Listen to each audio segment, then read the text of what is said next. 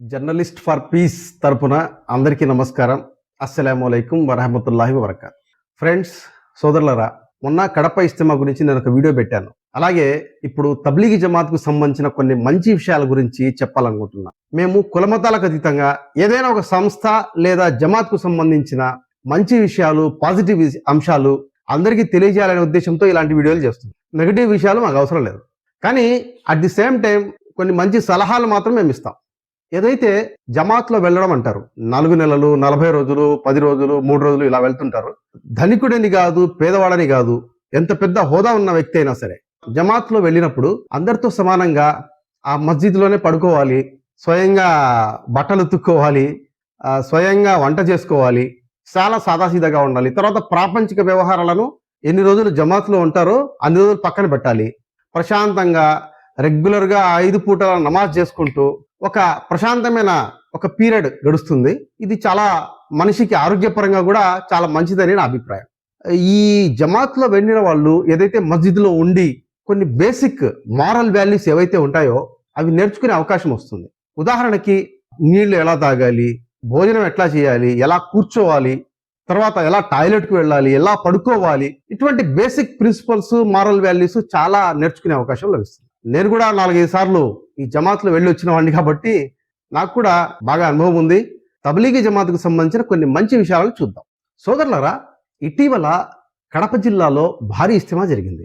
ఇందులో లక్షల మంది హాజరయ్యారు. ఇలాంటి ఇజ్తిమాలు దేశవ్యాప్తంగా అన్ని ప్రాంతాల్లో జరుగుతుంటాయి. వీటి కోసం ఎంత పబ్లిసిటీ చేస్తారో, ఎన్ని పాంప్లెట్లు ముద్రిస్తారో, ఎన్ని పోస్టర్లు అంటిస్తారో, ఎన్ని బ్యానర్లు కడతారో, ఎన్ని హోర్డింగ్లు పెడతారో అనే అనుమానం రావచ్చు. కనీసం ఒక్కటంటే ఒక్క పాంప్లెట్ కానీ, ఒక పోస్టర్ కానీ, పత్రికల్లో, టీవీల్లో యాడ్స్ కానీ, గోడలపై రాతలు కానీ, ఇలాంటివన్నీ ఏమీ లేకుండా 10 లక్షలు, 20 లక్షలు, 30 లక్షల మంది, 50 లక్షల మందిని కూడా వీళ్ళు సమీకరిస్తారు. సోదరులారా, వాస్తవానికి మనం ఏదైనా ఒక చిన్న సమావేశం కానీ, ఒక సెమినారు, సదస్సు, వర్క్షాప్ నిర్వహించాలంటే ఎన్నో రోజుల ముందు నుంచి దానికోసం ప్లానింగ్ చేయాలి.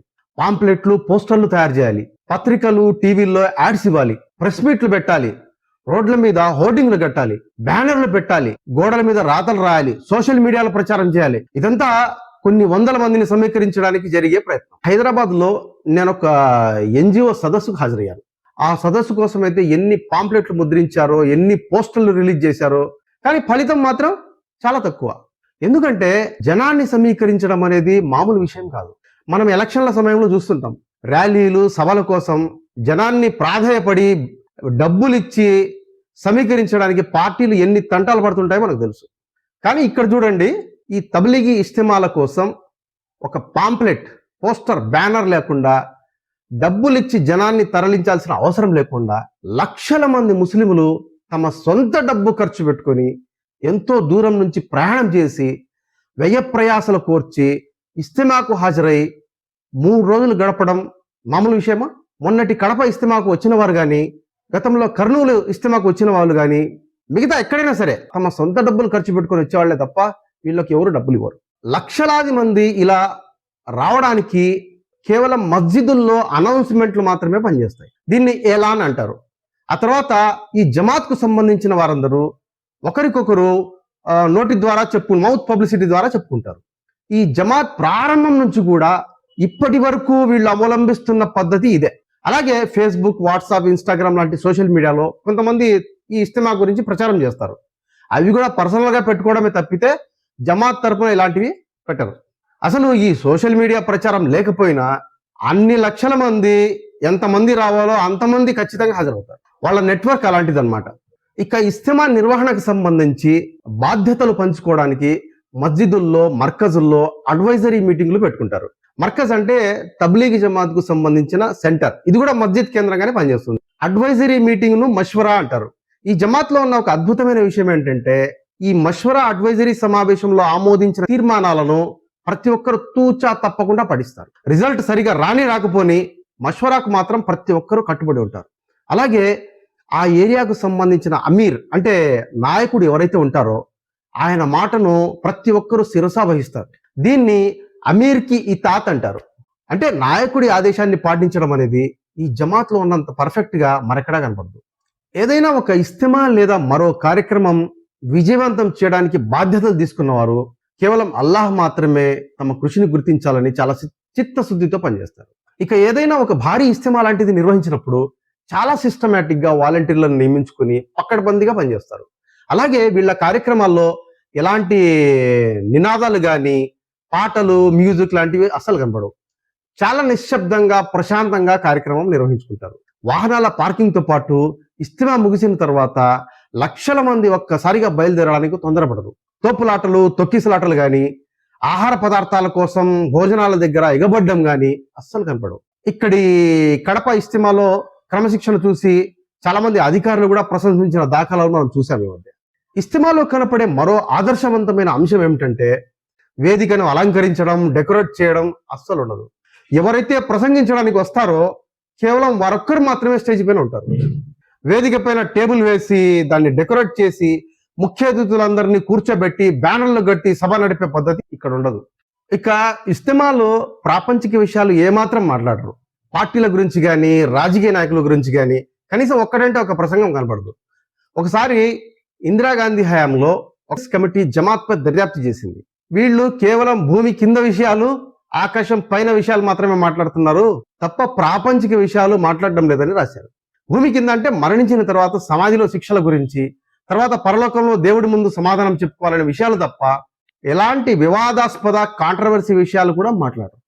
తబ్లీగీ జమాత్కు అసలు రిజిస్ట్రేషన్ అనేది ఉండదు. అందులో పనిచేసే వారికి హోదాలు, ఐడి కార్డు లాంటివి అస్సలు ఉండవు.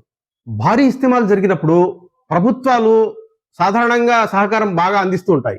1997లో బొంబాయిలో జరిగిన ఒక భారీ ఇస్తిమాకు 50 లక్షల మందికి పైగా ముస్లింలు హాజరయ్యారు. అప్పట్లో ముంబైని శాసిస్తూ ముస్లిం ద్వేషిగా ముద్రపడిన శివసేన చీఫ్ బాల్ ఠాకరే గారు ప్రభుత్వం తరపున అనుమతులు ఇప్పించడంతో పాటు ఇస్తిమాకు ఎవరైతే వస్తున్నారో వారందరికీ కూడా స్వాగతం పలుకుతూ తమ కోసం దువా చేయమని కోరుతూ హోర్డింగ్లు పెట్టారు. ఇస్తిమా కోసం కొన్ని వందల ట్యాంకర్లతో మంచినీరు సప్లై చేశారు. ఇది చాలా గొప్ప విషయం. ఇటీవల కడప, కర్నూలు ఇస్తిమాల్లోనూ రాష్ట్రంలోని చంద్రబాబు ప్రభుత్వం చక్కగా సహకారం అందించిన విషయం మనం చూసాం. చివరిగా నేను తబ్లీగీ జమాత్కు ఒక సలహా అయితే వదలుచుకున్నాను. ఒక ఇస్తిమా జరిగినప్పుడు అందులో హాజరయ్యే లక్షలాది మంది తమ విలువైన సమయాన్ని కేటాయించి డబ్బు ఖర్చు పెట్టుకొని ప్రయాణాలు చేసి హాజరవుతారు. అలాంటప్పుడు ఇస్తిమా పూర్తి స్థాయిలో విజయవంతం కావాలంటే వచ్చిన వాళ్ళందరూ శ్రద్ధగా ప్రసంగాలు వినాలి కదా. మొన్న కడప ఇస్తిమాలు గమనించాను, కర్నూలు ఇస్తిమాలు కూడా నేను చూశాను.